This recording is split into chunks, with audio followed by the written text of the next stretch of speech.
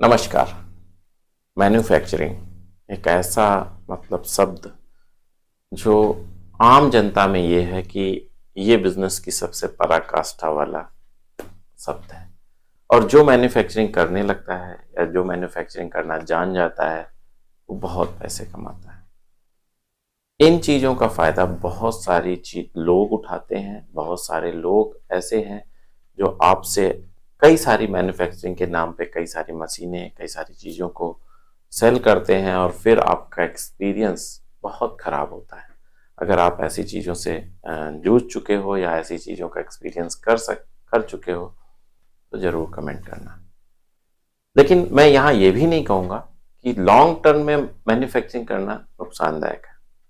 मशीनें अच्छी हैं, ऐसा मैं नहीं कहता, लेकिन जब आपको नॉलेज हो जाती है बहुत दिन बाद, यानी दो तीन चार साल बाद, ऐसे उसी चीज का बिजनेस करते करते फिर आपको मैन्युफैक्चरिंग करना चाहिए।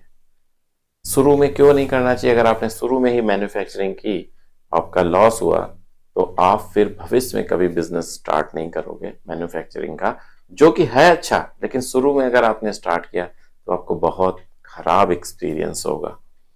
तो इन चीजों को ध्यान में रखते हुए मुझे लगा कि मुझे एक वीडियो बनाना चाहिए ताकि लोग एक अच्छी चीज को एक कटु अनुभव के कारण आगे कैरी ऑन न करें। मैं अपना एक अनुभव बताता हूँ। मैंने पहली मूंगफली खाई, मान लिया, बहुत ध्यान से समझिएगा, जीवन की मैंने पहली मूंगफली खाई जब मैं बच्चा था। तो मुझे पता ही नहीं था मूंगफली का स्वाद क्या होता है। अगर आपने पहली मूंगफली, फर्स्ट मूंगफली आपके पापा ने, मम्मी ने या किसी ने दी, वो आपके जीवन की पहली मूंगफली थी। कभी ना कभी तो कोई ना कोई चीज पहली होती है ना। मान लिया वो छठे साल में आपको पहली मूंगफली दी गई कि बेटा ये मूंगफली होती है, ऐसी होती है, खाइए। आपने वो मूंगफली तोड़ी और पहली मूंगफली, आपको जो सबसे खराब मूंगफली होती है ना, आपने देखा होगा कभी कभी खाते खाते मूंगफली, एक खराब सी मूंगफली आ जाती है, फिर आप थूकते हो, वो मूंगफली गलती से चली गई आपके मुंह में, फर्स्ट मूंगफली। एकदम से आपको क्या लगेगा? Oh my God!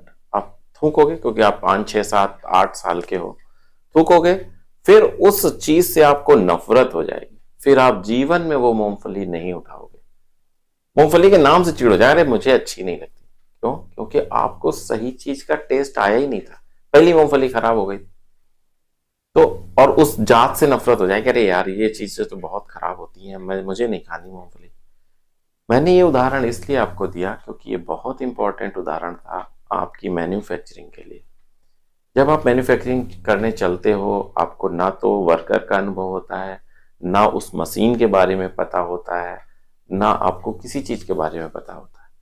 और जैसे ही आप मशीन लाए, आपको लगता है कि जैसे ये मशीन लाएंगे और मैं एकदम बहुत अच्छा कर लूंगा, करोड़ों रुपए कमा लूंगा, ऐसा वैसा।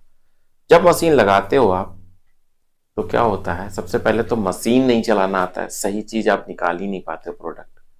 क्योंकि मशीन चलाना भी एक अनुभव का काम है। कोई भी मशीन हो, कोई भी चीज हो, प्रोडक्ट अच्छा नहीं, जब मान लीजिए आपको कढ़ाई दे दी जाए, बेसन दे दिया जाए, शक्कर दे दी जाए, और कहा जाए कि ये गैस दे दी जाए, चीनी दे दी जाए, सब कुछ दे दिया जाए, घी दे दिया जाए, और आपसे कहा जाए लड्डू बनाओ, और आपको लड्डू बनाना नहीं आता है। सारी चीजें तो हो गई, सारे जितने भी कंपोनेंट्स बनने, एक लड्डू बनने में लगते हैं, सब कुछ मिल गया है, लेकिन आपको आता नहीं है, तो क्या आप लड्डू बना पाओगे?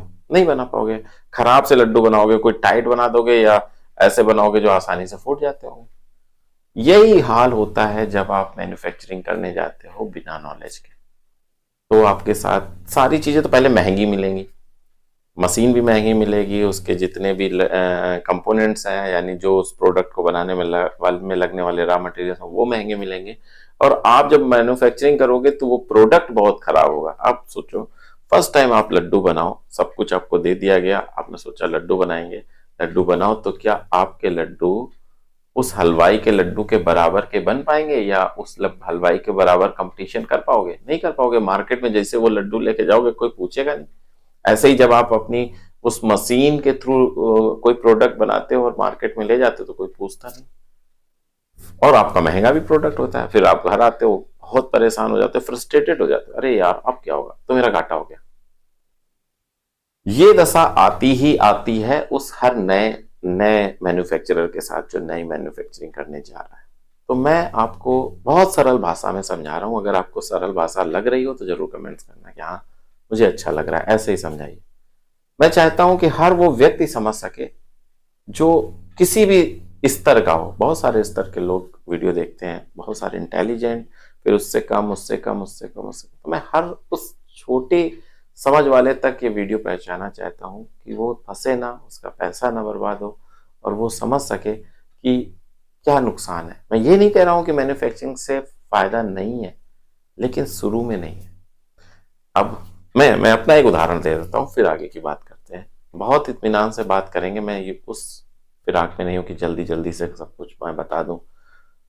जिसको मेरा एक मानना है कि अगर आपको कुछ लाभ लेना है तो इत्मीनान से सुनिए तो ज़्यादा लाभ होगा। अब क्या है, मैंने एक ये वायरलेस माइक खरीदा। बहुत सिंपल सी बात है। मुझे नहीं पता यार कैसे लगेगा, कनेक्ट कैसे होगा, ये कनेक्ट कैसे होगा। 2 दिन परेशान रहा कि यार यार कनेक्ट नहीं हो रहा है। मैं उसी चीज पे आ रहा हूँ, मैन्युफैक्चरिंग वाले। क्योंकि नया था तो किसी यूट्यूब पे या कहीं मिला भी नहीं, जैसे आपके साथ होने वाला है। जो नई आप मैन्युफैक्चरिंग के लिए लाओगे वो कहीं नहीं मिलेगा। तो मुझे लगा यार माइक बेकार है, फिर मुझे लगा मेरा कैमरा बेकार है, फिर मुझे लगा मेरी लीड बेकार है, फिर मुझे लगा मैं स्वयं बेकार हूँ। ऐसे सारे क्वेश्चंस जो आपके सामने ऐसे ही आते हैं। फिर थोड़ा इत्मीनान से, धैर्य से 1 2 3 4 दिन बीते, और फिर जो अंदर सेटिंग्स होती हैं उसके बाद जब बहुत थारोली समझा गया तो वो प्रॉब्लम्स दूर हो गई और अच्छा वर्क करने लगा। तो इसी तरीके से आपके मैन्युफैक्चरिंग के साथ भी होता है कि जब आप नई मशीन लाते हो तो आपके साथ ये सारी चीजें होती हैं। अब आपके पास क्वेश्चन होगा कि सर ठीक है, आपकी बात मैं सारी समझ चुका हूं, अब क्या करना है, कैसे करना है। तो मैं आपको एक सजेशन देता हूं, ये मेरा सजेशन है और आप इसको मानोगे तो आपका लाभ ही होगा। सबसे पहला, अगर आपको अगरबत्ती का काम करना है, माना आपको चप्पल बनाने का काम करना है, माना मैंने आपको दोना पत्तल का काम करना है, आपको नोटबुक का काम करना है। बहुत सारे लोग करते हैं, सर नोटबुक के बारे में बताइए, सर दोना पत्तल के बारे में बताइए, अगरबत्ती के बारे में बताइए, स्क्रबर के बारे में बताइए।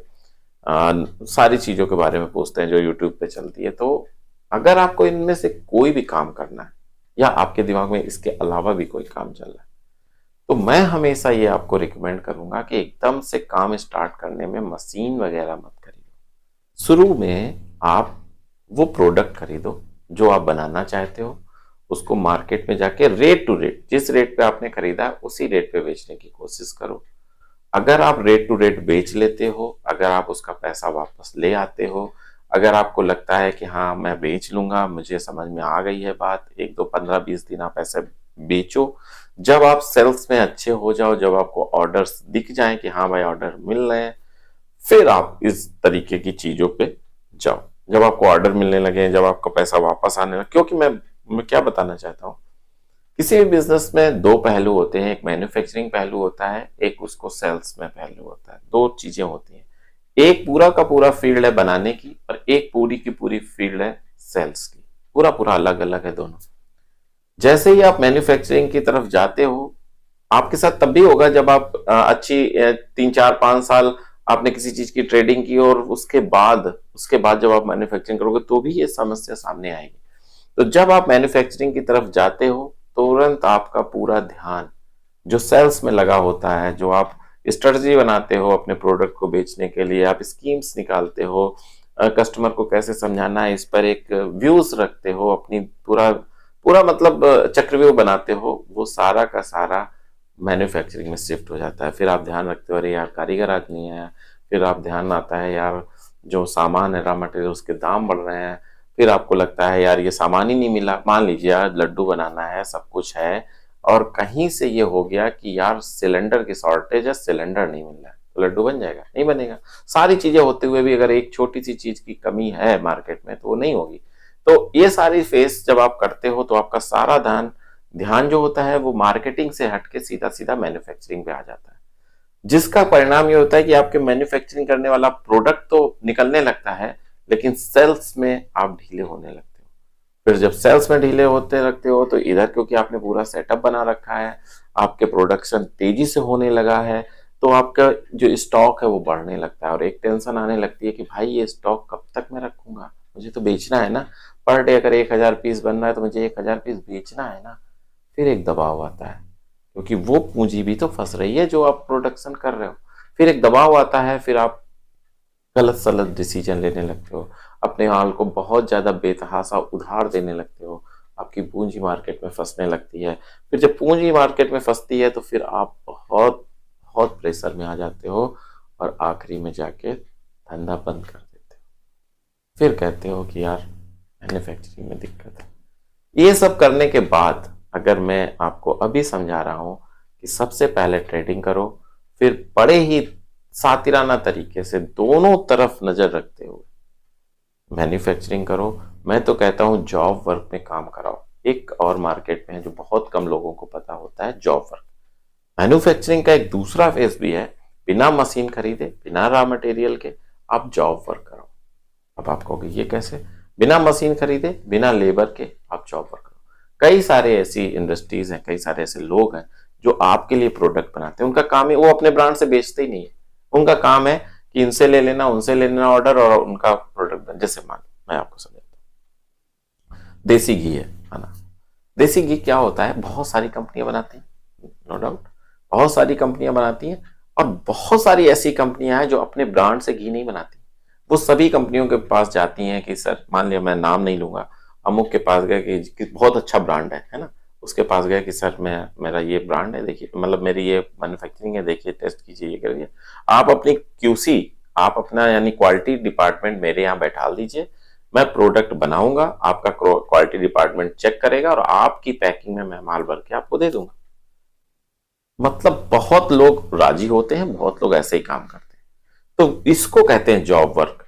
तो जॉब वर्क में आप काम कराओ, अपने प्रोडक्ट को बनवाओ, रॉ मटेरियल दो, सब कुछ दो, लेबर दो उसका, और माल बनवा के ले लो। ऐसा होता है बहुत सारा काम। पहले ट्रेडिंग करो, फिर सेकेंड स्टेप आता है जॉब वर्क कराओ। जब जॉब वर्क में भी आपका काम अच्छा चलने लगे, जब अच्छे से आप ये समझ जाओ कि हाँ, एक मशीन जब इतना उत्पाद देगी, दो मशीन जब इतना उत्पादन करेगी, मैं सारा का सारा उत्पादन खपत कर लूंगा, उसके बाद बात आती है मैन्युफैक्चरिंग।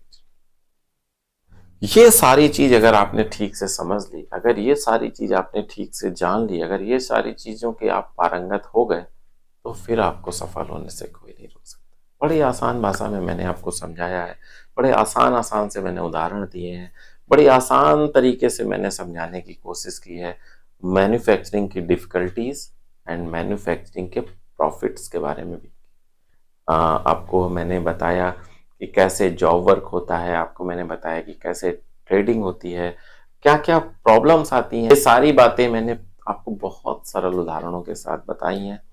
मुझे आशा है कि आपको समझ में आई होगी। देखिए क्या है, भारत का हर व्यक्ति अगर समझ जाए ना इन चीज़ों को, तो हमारा भारत बहुत आगे खड़ा होगा। एक चीज़ और मैं उदाहरण देता हूँ, बहुत सारे फॉरेन डिवाइसेस हैं, यहाँ तक कि मोबाइल्स हैं, यहाँ तक कि इलेक्ट्रिक इंस्ट्रूमेंट्स बहुत सारे हैं जो हम चाइना से, जापान से और इन सब से इंपोर्ट करते हैं और उसके बाद अपना ब्रांड लगा के बेचते हैं। बहुत सारी कंपनियां जो खुद नहीं बनाती हैं, वो क्या करती हैं, चाइना से उन्होंने इंपोर्ट किया, अपना ब्रांड का लोगो लगाया, भारत मेड इन इंडिया का, और बेचा।